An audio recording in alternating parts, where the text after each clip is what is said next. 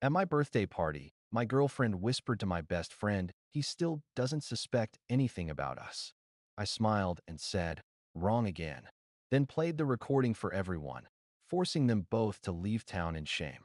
I, 27 male, heard Valerie whisper those words to Corey at my own birthday party. 28 friends and family members in my backyard, fairy lights strung up everywhere, and these two thought they were being slicked by the cooler. He still doesn't suspect anything about us. Wrong. I'd known for 3 weeks. See, Valerie forgot that our smart doorbell doesn't just record the front porch. It picks up audio from the driveway too. 3 weeks ago, she told me she was going to her sister's. The doorbell caught her telling Corey, I'll just say I'm at Becca's again, before they drove off in his car. But I'm getting ahead of myself. The party was actually beautiful. My mom spent hours decorating. Valerie played the perfect girlfriend, even gave a toast about how lucky she was to have me. Corey, my best friend since middle school, led everyone in happy birthday. Oscar-worthy performances, both of them. I waited until cake time. Everyone gathered around, phones out to record me blowing out the candles. That's when I stood up with my beer. Before I make a wish, I got something to share. I pulled out my phone. Val and Corey got me an early birthday present. Want to hear it? Valerie's face tightened. Babe, what are you doing? Just sharing the love. I hit play on my phone, connected to the Bluetooth speaker. Her voice clear as day. God, I'm getting tired of sneaking around. When are you going to tell him? Corey's response, after his birthday. I don't want to ruin it. You sure he doesn't know? Nah, he's clueless. Thinks I'm at the gym when I'm with you. I stopped it there. The backyard went cemetery quiet. That was from Tuesday, I said. Here's one from last week. Next recording, Valerie laughing. I can't believe we're doing this in his bed. Corey, he's at work till 6. We got time. Still, it's kinda hot though. You're twisted. You love it. Someone dropped a plastic cup. My Aunt Gloria whispered, oh my God. Valerie stepped forward. Derek, let me explain. Nah, I'm good. I turned to the crowd. Anyone else want to hear more? I got 3 weeks worth. My cousin Tony actually raised his hand. Play that shit. But Corey grabbed my phone. Just snatched it right out of my hand. You're embarrassing yourself, bro. Am I? I pulled out my backup phone. Yeah, I had a backup. Good thing I uploaded everything to the cloud. Derek, stop. Valerie was using her teacher voice. She taught 4th grade. Thought she could manage me like a kid. We should talk about this privately. Why? You didn't keep it private. You brought it into my house. My bed. My life. My mom stepped between us. Everyone should probably go. No, I said. They came for a show. Let's give them one. I hit play on the next file. This one was from my laptop. They didn't know I'd installed monitoring software after the doorbell incident. Corey's voice over video chat. I feel bad sometimes. About what? Valerie's voice. Derek, he's been good to me. Then why are you fucking his girlfriend? Because I've wanted you since high school. He knew that. And he still dated me. Dick move, honestly. So this is payback? This is me taking what should have been mine. My dad had to physically hold Corey back from grabbing the second phone. You recorded private conversations? Corey shouted. That's illegal. In my own house. Nope. One-party consent state. Buddy. Look it up. Valerie was crying now. Not sad tears. Angry ones. You've known for 3 weeks and didn't say anything? Wanted to see how far you'd go. Answer? Pretty damn far. This is entrapment. That's not what that word means, Val. You're thinking of consequences. The party dispersed fast after that. Some people tried to comfort me. Others just wanted to escape the awkwardness. Corey attempted to approach me, but my brothers formed a wall. Valerie went inside to grab her purse. She came back out swinging it at my head. You ruined everything. I ducked. I ruined it. That's rich. We were going to tell you. When? After the wedding? Kids? When exactly were you planning to come clean? There wasn't supposed to be a wedding. She actually stomped her foot. Corey was going to convince you we weren't right for each other. By screwing you? Interesting strategy. Corey finally spoke up. You don't deserve her. Clearly not. I deserve better. You're such a victim, he spat. Poor Derek, always getting the short end. Bro, you're literally screwing my girlfriend, and I'm playing victim? You took her when you knew I wanted her. She's not a Pokemon card, Corey. She chose to date me. Just like she chose to cheat with you. Weird how she's got agency until it's convenient for you. My mom ushered the remaining guests out. Within an hour, it was just me, empty cups, and a half-eaten birthday cake. Update 1. The entitlement ramped up to 11. First, Valerie tried to come back to the house. Not to apologize. To get her stuff. at 3 a.m. with a U-Haul and Corey and his brother, like they were going to rob me in stealth mode. My Ring doorbell, the irony, alerted me. I watched them trying to pick the lock for a good 5 minutes before I turned on the floodlights. Evening, folks. Little late for moving day. Valerie jumped. I need my things. At 3 a.m. with a lockpick set. It's my home too. It's my house. You pay no rent, no mortgage, no utilities. You're a guest who overstayed. I have tenant rights. You have Jack. But nice try. Corey stepped forward. Just let her get her stuff, man. Sure. During daylight. With a police escort. Like normal people. We are normal people. Valerie screeched. Normal people don't bring a crew to break into houses at 3 a.m., Val. Corey's brother Darren tried to be intimidating. Look, we can do this easy or hard. I held up my phone. Streaming live to cloud storage. You really want to catch a B&E charge for some clothes and a flat iron? They left. But not before Valerie screamed that I'd pay for humiliating her. Corey peeled out so hard, he left rubber on my driveway. The next morning, both their moms called me. That's right. They sent their mommies after me. Valerie's mom, Janet. Derek, honey, don't you think you overreacted? Your daughter was screwing my best friend in my bed. What's the appropriate reaction? But did you have to tell everyone? I didn't knock on doors. I shared it with people already at my party. You humiliated her. She humiliated herself.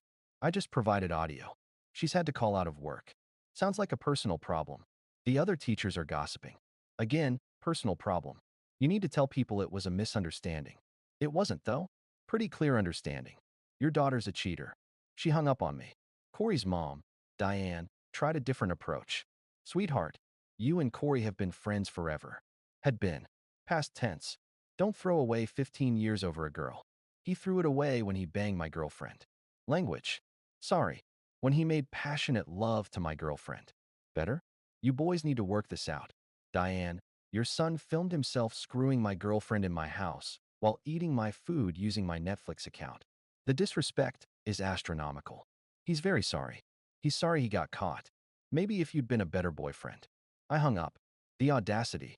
Then came the social media posts. Oh, they thought they were clever. Valerie posted about toxic relationships and when someone violates your privacy. Corey went with fake friends who can't handle truth. I didn't respond. Didn't need to. The birthday party guests did it for me. My cousin Tony commented on Valerie's post. Didn't you violate his bed, though? My coworker Brad on Corey's. Truth? Like you were at the gym? The ratio was beautiful. But the real kicker came that afternoon. I got a letter from a lawyer. Valerie was demanding 3 months to find a new place while living in my house. $5,000 for emotional distress. A written apology for defamation. Deletion of all recordings. I laughed so hard I cried. Then I called my own lawyer. Update 2, y'all. The entitlement escalated to galaxy brain levels. First, the legal stuff. My lawyer basically laughed at their demands. Sent back a letter that essentially said LOL no in legal speak. Reminded them that she has no tenant rights. Recording in my own home is legal. Truth is a defense against defamation. Emotional distress? For getting caught cheating? GTFO. Their lawyer dropped them as clients. But that didn't stop the crazy train. Valerie's next move? She tried to get me fired. She called my boss claiming I was dangerous and had surveillance equipment to spy on women. Problem? My boss is a woman.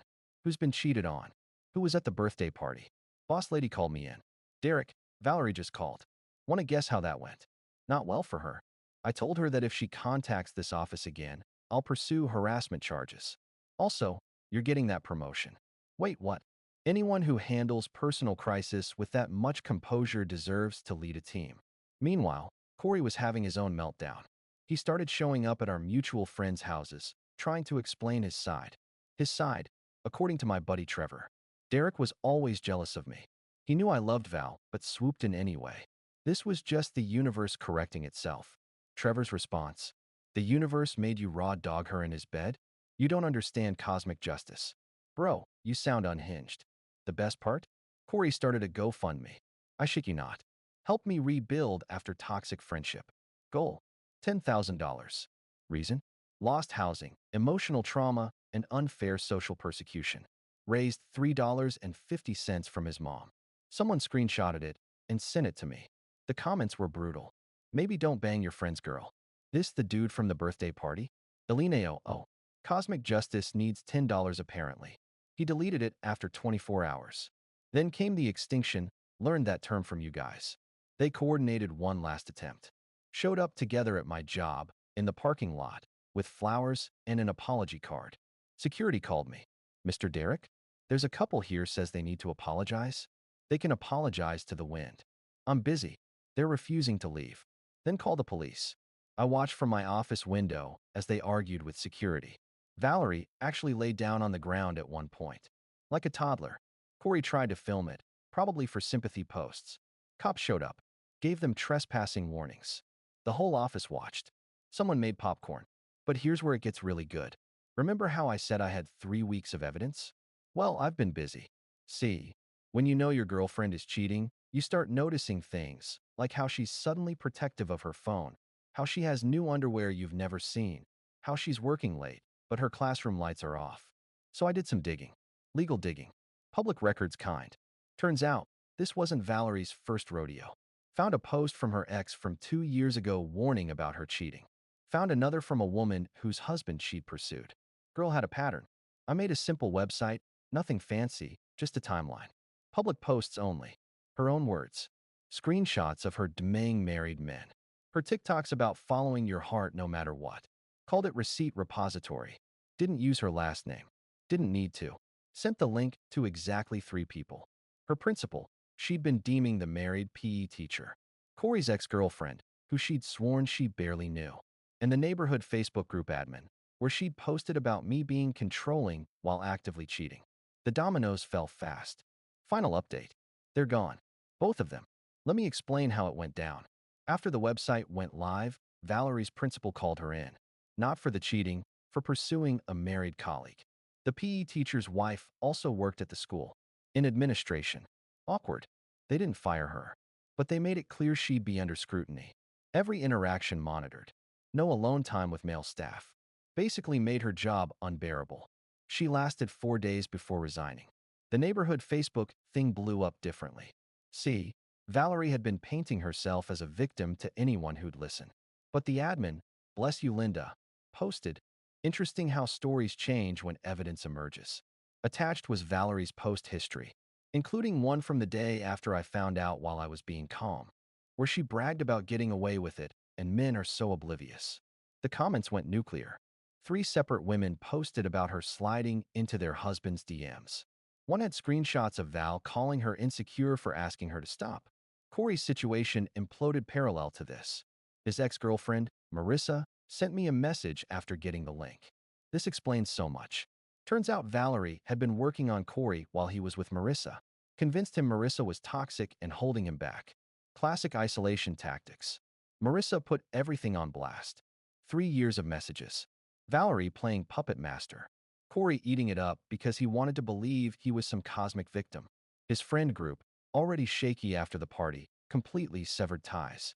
His gym bros found out I may have had Trevor accidentally let it slip during squat day. Dude got iced out of every social circle. The final straw came from an unexpected source. Valerie's sister, Becca. Remember her? The alibi? Becca messaged me. I'm done covering for her. Check your email. Forwarded me years of messages. Every time Val used her as cover.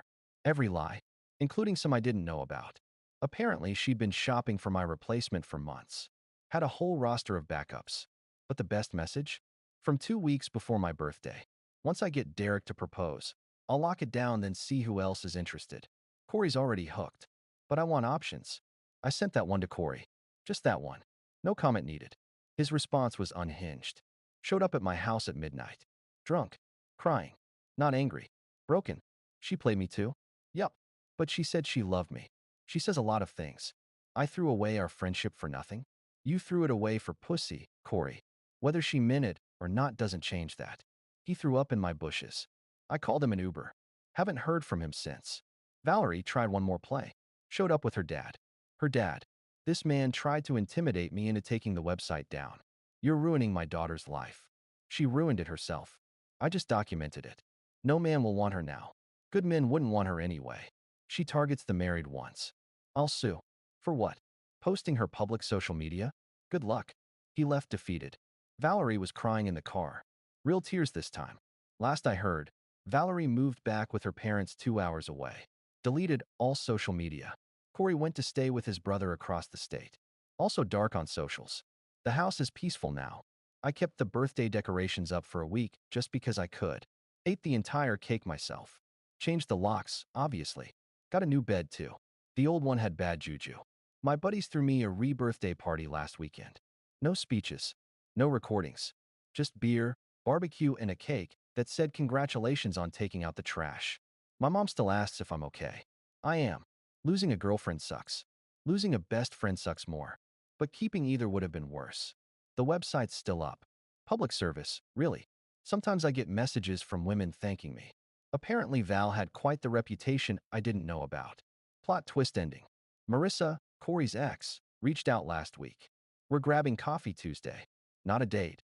Just two people comparing notes on mutual disasters. She seems cool though. Funny how the universe actually works versus how Corey thought it did. Anyway, that's my story. Birthday party from hell, but I got the best gift possible. Freedom from two toxic people who deserved each other in the worst way. To anyone dealing with similar, document everything. Stay calm. Let them hang themselves. The best revenge is just revealing the truth. Peace out. Edit. Since some asked, yes, the doorbell really does pick up driveway audio. Nest cameras are worth every penny. Also, to the person who DMed asking if this is legal, check your local laws. But one-party consent states let you record in your own home. Knowledge is power, friends.